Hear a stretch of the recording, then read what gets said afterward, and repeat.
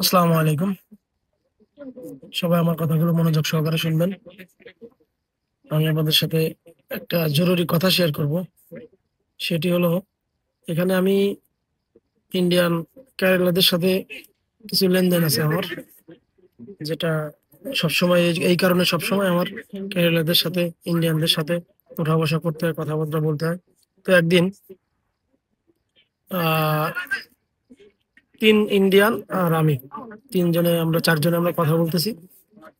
তো কথা বলতে বলতে এক পর্যায়ে সে বলতেছে আমাকে যে, তোদের তো আহ বাংলাদেশের সবই অশিক্ষিত লোকজন, হিন্দি পারে না, ইংলিশ পারে না, আরবি পারে না, তো ওদের দিয়ে তো কি হবে, ওদের দিয়ে কিছুই হবে না। তো আমি ওই টাইমে আমার খুবই ইগোতে লাগলো, আমি উত্তর দিচ্ছি, যদিও অনেক ভালো সম্পর্ক।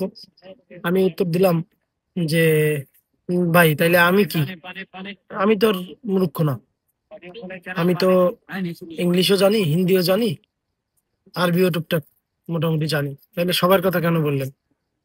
তখন ও বলতেছে যে,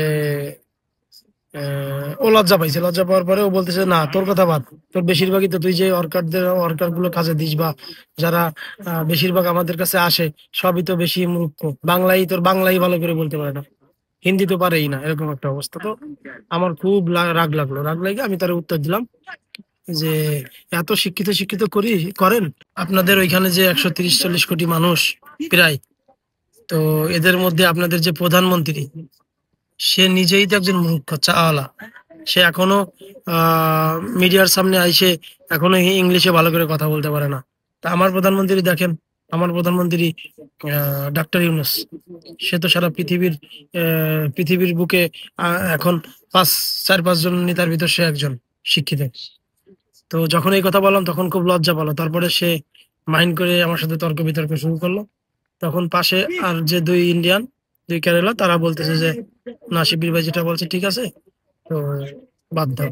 তো আমি বুঝাইতেছিলাম এটাই, যে আমাদের গর্ব করার মতন কিছুই আসলে বিদেশের বাড়িতে আমরা দেখি না। তো এখন গর্ব করার মতন পাইছি ডাক্তার ইউনূসকেই। তো যতটুকু সম্মান দেওয়া উচিত তাদের, তাকে আমাদের, তো ততটুকু সম্মান আমরা সবাই দিই। আর আমরা তো বাংলাদেশের মানুষ, দেখেন বাংলাদেশে বসে বুঝবেন না বাংলাদেশের অবস্থান কোথায়, যখন দেশের বাইরে কোথাও আসবেন তখন বুঝবেন। যাই হোক, আমরা সবাই ডক্টর ইউনূসকে আসলে চিনতেই পারলাম না, পৃথিবীর অন্যান্য দেশের মানুষ ঠিকই তারা চেনে। যাই হোক, সবাই ভালো থাকবেন, হয়তো বা বুঝতে পারছেন, এটা আমার ব্যক্তিগত মত। তো আপনারা সবাই ভালো থাকবেন, সুস্থ থাকবেন, আল্লাহ হাফিজ, আসসালামু আলাইকুম।